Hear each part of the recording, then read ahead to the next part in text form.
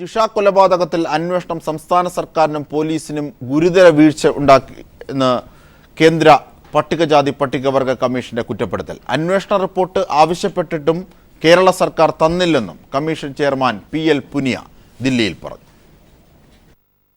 ദേശീയ പട്ടികജാതി പട്ടികവർഗ കമ്മീഷൻ ഇക്കഴിഞ്ഞ 3-4 തീയതികളിൽ പെരുമ്പാവൂർ സന്ദർശിച്ചിരുന്നു. 2 ദിവസത്തിനകം പ്രതികളെ പിടികൂടുമെന്നാണ് അന്ന് അന്വേഷണ ഉദ്യോഗസ്ഥർ അറിയിച്ചത്. പക്ഷേ അന്വേഷണത്തിൽ ഗുരുതരമായ വീഴ്ചയാണ് സംസ്ഥാന സർക്കാരിന്റെ ഭാഗത്തുനിന്നും പോലീസിന്റെ ഭാഗത്തുനിന്നും ഉണ്ടായിരിക്കുന്നത്. ദൈനംദിന അന്വേഷണ പുരോഗതി റിപ്പോർട്ട് കൈമാറണമെന്ന ആവശ്യം പോലും സംസ്ഥാന സർക്കാർ നടപ്പിലാക്കിയിട്ടില്ലെന്ന് ദേശീയ പട്ടികജാതി പട്ടികവർഗ കമ്മീഷൻ ചെയർമാൻ PL പുനിയ പറഞ്ഞു. അന്വേഷണം CBIക്ക് കൈമാറണം. CBI അന്വേഷിക്കുന്നതിനെ സംസ്ഥാനം നിരന്തരം എതിർക്കുന്നത് ശരിയല്ല. If the state government is not in a position to arrest the culprits and identify the culprits, then better we have a recourse to some other measures like inquiry by CBI. കോൺഗ്രസിന്റെ രാജ്യസഭാംഗം കൂടിയായ PL Punia തന്നെ ജിഷാവധത്തിൽ സംസ്ഥാന സർക്കാരിനെതിരെ രംഗത്തെത്തിയിരിക്കുന്നത് കോൺഗ്രസിനെ വെട്ടിലാക്കിയിരിക്കുകയാണ്. ഇതിനിടയിൽ കേന്ദ്ര വനിതാ കമ്മീഷനും സംസ്ഥാനത്തിനെതിരെ എത്തി. ജിഷാവധക്കേസിന് രാഷ്ട്രീയ ബന്ധമുണ്ടെന്ന് വനിതാ കമ്മീഷൻ അധ്യക്ഷ ലളിത കുമാരമംഗലം പറഞ്ഞു. കേസിൽ രാഷ്ട്രീയ ബന്ധമുള്ളവർ ഉൾപ്പെട്ടിട്ടുണ്ട്. പോലീസ് കനത്ത അനാസ്ഥ കാട്ടിയെന്നും കുമാരമംഗലം ദില്ലിയിൽ പറഞ്ഞു. News bureau, Delhi. VS Achuthananda പ്രസ്താവനകൾ വിലക്കണമെന്ന ഉമ്മൻചാണ്ടിയുടെ ഉപഹർജിയിൽ വൈകിട്ട് 4-ന് വിധി പറയും. 31 കേസുകളുണ്ടെന്ന ആരോപണത്തിൽ ഉറച്ചു നിൽക്കുന്നുവെന്ന് VS അച്യുതാനന്ദന്റെ അഭിഭാഷകൻ കോടതിയിൽ വ്യക്തമാക്കി. എതിർ സത്യവാങ്മൂലം സമർപ്പിക്കാൻ തയ്യാറാണെന്നും VS അച്യുതാനന്ദന്റെ അഭിഭാഷകൻ വ്യക്തമാക്കി. കേസുമായി ബന്ധപ്പെട്ടുള്ള വിവരങ്ങളുമായി ജിതിൻ ചന്ദ്രൻ ചേരുന്നു. ജിതിൻ, വിശദാംശങ്ങളിലേക്ക്. ഇന്ന് രാവിലെ 10 മണിക്ക് നടന്ന പ്രത്യേക സിറ്റിംഗിലെ വിശദമായ വാദത്തിനൊടുവിലാണ് കേസ് വിധി പറയാൻ 4 മണിയിലേക്ക് മാറ്റിയത്. ഇന്ന് പ്രധാനമായും ഉമ്മൻചാണ്ടിയുടെ അഭിഭാഷകൻ ഉന്നയിച്ചത് മുഖ്യമന്ത്രിക്കെതിരെ 31 കേസുകളുണ്ടെങ്കിലും ആ കേസുകളിലൊന്നും മുഖ്യമന്ത്രി പ്രതിയല്ല, മുഖ്യമന്ത്രിക്കെതിരെ ഒരു കേസിൽ പോലും FIR ഇല്ല എന്ന നേരത്തെ ഉന്നയിച്ച വാദം തന്നെയാണ് ഇന്നും മുഖ്യമന്ത്രിയുടെ അഭിഭാഷകൻ പ്രധാനമായും കോടതിയിൽ ആവർത്തിച്ചത്. ഒപ്പം തന്നെ 31 കേസുകളുണ്ട് എന്നത് രേഖകൾ സഹിതം എതിർ സത്യവാങ്മൂലമായി കോടതിയിൽ സമർപ്പിക്കാൻ തയ്യാറുണ്ടോ എന്ന് VSന്റെ അഭിഭാഷകനെ ഉമ്മൻചാണ്ടിയുടെ അഭിഭാഷകൻ വെല്ലുവിളിക്കുകയും ചെയ്തു. ഈ വെല്ലുവിളി ഏറ്റെടുത്തുകൊണ്ട് 31 കേസുകളുടെയും വിശദാംശങ്ങൾ എതിർ സത്യവാങ്മൂലമായി സമർപ്പിക്കാൻ തയ്യാറാണെന്ന് VSന്റെ അഭിഭാഷകൻ കോടതിയെ അറിയിച്ചു. പക്ഷേ തനിക്ക് എതിർ സത്യവാങ്മൂലം സമർപ്പിക്കാൻ സമയം വേണം. തന്റെ കക്ഷി മലമ്പുഴയിലാണ്. അദ്ദേഹത്തെ കണ്ട് അദ്ദേഹത്തിന്റെ ഒപ്പ് സഹിതം എതിർ സത്യവാങ്മൂലം സമർപ്പിക്കാൻ സമയം ആവശ്യമാണ് എന്ന് VSന്റെ അഭിഭാഷകൻ കോടതിയെ അറിയിക്കുകയുണ്ടായി. ഈ സമയം ഉടൻ തന്നെ കേസിൽ വിധി പറയണമോ എന്ന് ഉമ്മൻചാണ്ടിയുടെ അഭിഭാഷകനോട് കോടതി ചോദിക്കുകയുണ്ടായി. എന്നാൽ ഈ ചോദ്യത്തിന് വ്യക്തമായ മറുപടി പറയാൻ ഉമ്മൻചാണ്ടി അഭിഭാഷകൻ തയ്യാറായില്ല. ഉടൻ വേണമോ വേണ്ടയോ എന്ന കോടതിയുടെ ചോദ്യം, ആവർത്തിച്ചുള്ള ചോദ്യത്തിന് വ്യക്തമായൊരു മറുപടി ഒരു ഘട്ടത്തിലും ഉമ്മൻചാണ്ടിയുടെ അഭിഭാഷകൻ നൽകിയില്ല. താൻ അത്തരത്തിൽ വേണം അല്ലെങ്കിൽ വിധി വേണം വേണ്ട എന്ന് താൻ പറയുന്നില്ല എന്ന് മാത്രമാണ് ഉമ്മൻചാണ്ടിയുടെ അഭിഭാഷകനായ സന്തോഷ് കുമാർ കോടതിയെ അറിയിച്ചത്. ഇതിനെ തുടർന്നാണ് വിധി പറയാനായി കേസ് 4 മണിയിലേക്ക് മാറ്റിയത്. എന്തായാലും തന്റെ 31 കേസുകളുണ്ട്, ഉമ്മൻചാണ്ടിക്കെതിരെ 31 കേസുകളുണ്ട് എന്ന തന്റെ ആരോപണത്തിൽ VS ഉറച്ചു നിൽക്കുന്നു എന്ന് തന്നെയാണ് ഇന്നും കോടതിയിൽ VSന്റെ അഭിഭാഷകൻ വ്യക്തമാക്കിയത്. അതേസമയം തനിക്കെതിരെയുള്ള കേസുകളിൽ ഒന്നും താൻ പ്രതിയല്ല എന്ന നേരത്തെയുള്ള വാദമാണ് ഉമ്മൻചാണ്ടിയുടെ അഭിഭാഷകൻ ഇന്നും ആവർത്തിച്ചത്. ഒപ്പം തന്നെ ലോകായുക്തയിൽ നിന്നും ഉമ്മൻചാണ്ടിക്കെതിരെ കേസുകളിൽ ഇല്ല എന്ന ഓർഡർ ഉണ്ടെന്ന് ഉമ്മൻചാണ്ടിയുടെ അഭിഭാഷകൻ ചൂണ്ടിക്കാട്ടി. എന്നാൽ ഈ ഉത്തരവ് ഉപലോകായുക്തയുടെ ഈ ഉത്തരവ് ലോകായുക്ത തന്നെ തിരുത്തിയതാണെന്നും ഈ ഉത്തരവ് നിലനിൽക്കുന്നതല്ല ആയിരുന്നു VSന്റെ അഭിഭാഷകന്റെ വാദം. എന്തായാലും ഇന്ന് 4 മണിയോടുകൂടി ഈ കേസിൽ തീർപ്പുണ്ടാകുമെന്നാണ് പ്രതീക്ഷിക്കുന്നത്. അജിംഷാദ്.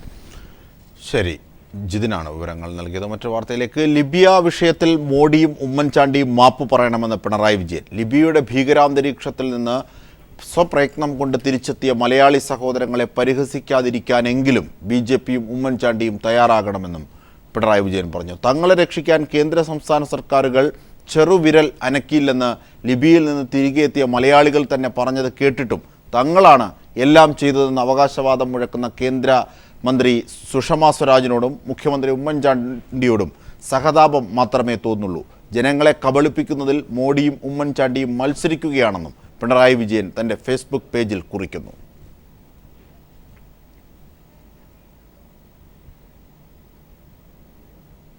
നിർണായകമായ ഡിജിറ്റൽ തെളിവുകൾ സരിത ഇന്ന് സോളാർ കമ്മീഷന് കൈമാറും. കേരളം ഞെട്ടുന്ന തെളിവുകളാണ് ഇന്ന് കമ്മീഷന് കൈമാറുകയെന്ന് സരിത തന്നെ നേരത്തെ പറഞ്ഞിരുന്നു. വിവരങ്ങളുമായി ഉമേഷ് ചേരുന്നു. ഉമേഷ്, എപ്പോഴാണ് ആ തെളിവുകളുമായി സരിത എത്തുക? എന്തൊക്കെ വിശദാംശങ്ങൾ? അജിംഷാദ് 1 മണിക്ക് ശേഷം എത്തുമെന്നാണ് അറിയിച്ചിരുന്നത്. 2 മണിയോടെ സരിത സോളാർ കമ്മീഷനിലേക്ക് എത്തുമെന്ന് തന്നെയാണ് പ്രതീക്ഷിക്കുന്നത്. നിർണായകമായ പ്രധാനപ്പെട്ട തെളിവുകൾ ഇന്ന് സോളാർ കമ്മീഷന് കൈമാറുമെന്ന് തന്നെ സരിത കഴിഞ്ഞ ദിവസം മാധ്യമങ്ങളെ അറിയിച്ചിരുന്നു. ഇതിനു മുൻപ് തന്നെ സരിത പല ഡിജിറ്റൽ തെളിവുകളും, അതായത് ഫോൺ സംഭാഷണം അടക്കമുള്ള സോളാർ കേസ് അട്ടിമറിക്കാൻ വേണ്ടിയുള്ള ഫോൺ സംഭാഷണം അടക്കമുള്ള ഡിജിറ്റൽ തെളിവുകൾ ഇതിനകം സരിത സോളാർ കമ്മീഷന് കൈമാറിയിട്ടുണ്ട്. എന്നാൽ ഇന്ന് ഏറ്റവും പ്രധാനപ്പെട്ട തെളിവാണ്, അതായത് കേരളം ഞെട്ടുന്ന, കേരളത്തിന് താങ്ങാൻ കഴിയാത്ത അത്ര തരത്തിലുള്ള വലിയ തെളിവായിരിക്കും ഇന്ന് കൈമാറുകയെന്ന് സരിത പറഞ്ഞിരുന്നു. ഇതിൻ്റെ സൂചനകൾ എന്ന് പറയുന്നത് മുഖ്യമന്ത്രി അടക്കം 14 ഉന്നതർ തന്നെ ലൈംഗികമായി പീഡിപ്പിച്ചു എന്ന് സരിത പറഞ്ഞിരുന്നു. ഇത് തെളിയിക്കാൻ കഴിയുന്ന ദൃശ്യങ്ങളടക്കമുള്ള ഡിജിറ്റൽ തെളിവുകൾ തൻ്റെ കൈവശം ഉണ്ട് എന്നും സരിത അവകാശപ്പെട്ടിരുന്നു. ഒരുപക്ഷെ അത് ചിലപ്പോൾ ഇന്ന് കമ്മീഷന് കൈമാറിയേക്കും. ഇതുകൂടാതെ മലയാളി ശ്രീധരൻ നായരും സരിതയും ചേർന്ന് മുഖ്യമന്ത്രിയെ കണ്ടതിൻ്റെ ദൃശ്യങ്ങളും ഇന്ന് സോളാർ കമ്മീഷന് കൈമാറുമെന്ന് തന്നെയാണ് സരിത അറിയിച്ചിരിക്കുന്നത്. എന്തായാലും 2 മണിയോടെ സരിത എത്തും, ഈ പ്രധാനപ്പെട്ട തെളിവുകൾ കൈമാറും എന്ന് തന്നെയാണ് കരുതുന്നത്. അജിംഷാദ്.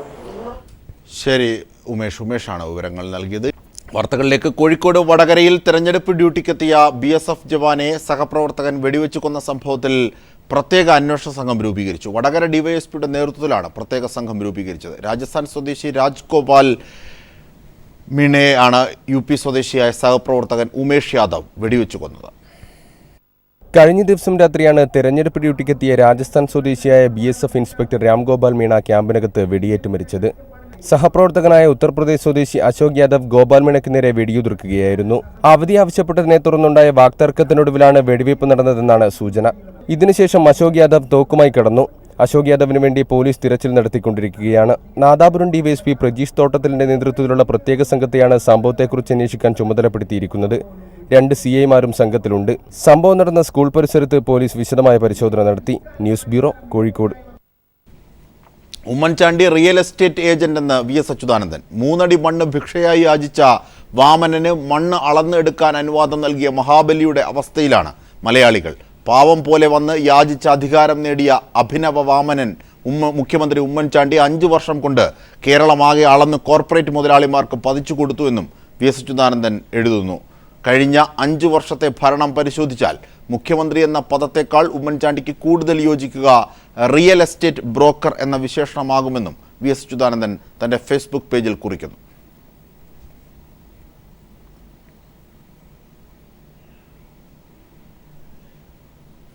തിരുവിതാംകൂർ മേഖലയിൽ മുന്നിലെത്തുന്നവർ കേരളം ഭരിക്കുമെന്നാണ് ചരിത്രം. തിരുവിതാംകൂർ മേഖലയിൽ നിന്ന് 20ലേറെ സീറ്റുകൾ നേടുന്ന മുന്നണി കേരളം ഭരിക്കുമെന്നത് ഉറപ്പാണ്. തെരഞ്ഞെടുപ്പിന് 3 ദിവസങ്ങൾ മാത്രം ബാക്കി നിൽക്കെ കൂട്ടലും കിഴിക്കലുകളുമായി മുന്നണികൾ. ചൂണ്ടുവിരലിൽ മഷിപുരളാൻ ഇനി 72 മണിക്കൂറിൽ താഴെയുള്ളൂ. നേതാക്കന്മാരുടെയും സ്ഥാനാർത്ഥികളുടെയും ഹൃദയം പെരുമ്പറ കൊട്ടുകയാണ്.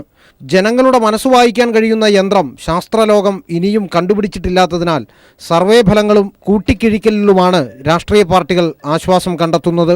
ഇരുമുന്നണികൾക്കും ചേരുന്ന രാഷ്ട്രീയ ജാതകം ഉള്ളിൽ പേറുന്ന മണ്ണാണ് തിരുവിതാംകൂറിൻ്റേത്. അതുകൊണ്ട് തന്നെ അടിയൊഴുക്കുകൾ കണക്ക് തെറ്റിക്കുമെന്ന ആശങ്കയിലാണ് മുന്നണികൾ. തിരുവനന്തപുരം ജില്ലയിലെ 14 മണ്ഡലങ്ങളിൽ ഭൂരിപക്ഷം നേരിടുന്ന മുന്നണി കേരളം ഭരിക്കുമെന്നത് ഉറപ്പാണ്. ആറ്റിങ്ങലും ചിറയൻകീഴും അട്ടിമറികൾ സംഭവിക്കുമെന്ന് എതിരാളികൾ പോലും കരുതുന്നില്ല. വാമനപുരവും കോവളവും നിലനിർത്തുമെന്നാണ് LDF അവകാശപ്പെടുന്നത്. നെടുമങ്ങാട്ട് ത്രികോണ മത്സരം C ദിവാകരന് പ്രതീക്ഷയ്ക്ക് വക നൽകുന്നു. പാറശാലയിലും നെയ്യാറ്റിൻകരയിലും നിലവിലെ MLAമാർ വെള്ളം കുടിക്കുകയാണെന്ന് നിരീക്ഷകർ പറയുന്നു. വർക്കലയിൽ നായർ വോട്ടുകളുടെ തോത് എങ്ങോട്ടെന്നത് വിജയസാധ്യതയെ ബാധിക്കും. സിറ്റിയിലെ 4 മണ്ഡലങ്ങളിൽ അക്ഷരാർത്ഥത്തിൽ പൊരിഞ്ഞ പോരാട്ടം തന്നെയാണ്. നേമവും വട്ടിയൂർക്കാവും തിരുവനന്തപുരവും കഴക്കൂട്ടവും എങ്ങനെ ചിന്തിക്കുമെന്ന് ഇനിയും പറയാറായിട്ടില്ല. ഏത് ഗവൺമെൻറ് ഭരിച്ചാലും ഒരു പരിധിവരെ ഒരു ഭരണവിരുദ്ധ വികാരമുണ്ടാവുക സ്വാഭാവികമാണ്. ഉമ്മൻചാണ്ടി സർക്കാരിനെതിരെയുള്ള വികാരത്തിന് ഒരു സ്വാഭാവികമായിട്ടും ഒരു രൂപമുണ്ട്. കാരണം അഴിമതിയാണ് ഈ ഗവൺമെൻറ്റിൻ്റെ ഏറ്റവും വലിയ, ഗവൺമെൻറ്റിൻ്റെ പ്രതിച്ഛായ തകർത്തതിൽ ഏറ്റവും മുമ്പിൽ നിന്ന് പ്രധാനപ്പെട്ട ഘടകം. സ്വതവേ ചുവന്ന കൊല്ലത്ത് കാര്യങ്ങളെല്ലാം ഭദ്രമെന്ന് LDF അവകാശപ്പെടുമ്പോൾ 2 മണ്ഡലം പിടിച്ചെടുക്കുമെന്നാണ് UDF തറപ്പിച്ച് പറയുന്നത്. ദാവീദും ഗോലിയാത്തും പോരാട്ടത്തെ ഓർമ്മിപ്പിക്കുന്ന മത്സരമാണ് ചവറയിലേത്. ആദ്യഘട്ടത്തിലെ മേൽക്കൈ നഷ്ടമായെന്ന് UDF കേന്ദ്രങ്ങൾ തന്നെ രഹസ്യമായി സമ്മതിക്കുന്നു. ആഞ്ഞു പിടിച്ചാൽ കരുനാഗപ്പള്ളി കൂടി പിടിച്ചെടുക്കാമെന്നാണ് കോൺഗ്രസ് കേന്ദ്രങ്ങളുടെ വിശ്വാസം. എന്നാൽ കരുനാഗപ്പള്ളിയിൽ അത്ഭുതങ്ങൾ പ്രതീക്ഷിക്കേണ്ടെന്ന് LDFും പറയുന്നു. ചാത്തന്നൂർ, ചടയമംഗലം, കുന്നത്തൂർ, പത്തനാപുരം, കൊട്ടാരക്കര, പുനലൂർ എന്നിവിടങ്ങളിൽ മത്സരമില്ല എന്ന് തന്നെ പറയാം. കൊല്ലം, ഇരവിപുരം എന്നീ മണ്ഡലങ്ങളിൽ കശുവണ്ടി തൊഴിലാളികൾ തീരുമാനിക്കും ആരെ വിജയിപ്പിക്കണമെന്നത്. കുണ്ടറയിൽ മേഴ്സിക്കുട്ടിയമ്മയും രാജ്മോഹൻ ഉണ്ണിത്താനും തമ്മിൽ പൊരിഞ്ഞ പോരാട്ടത്തിലാണ്.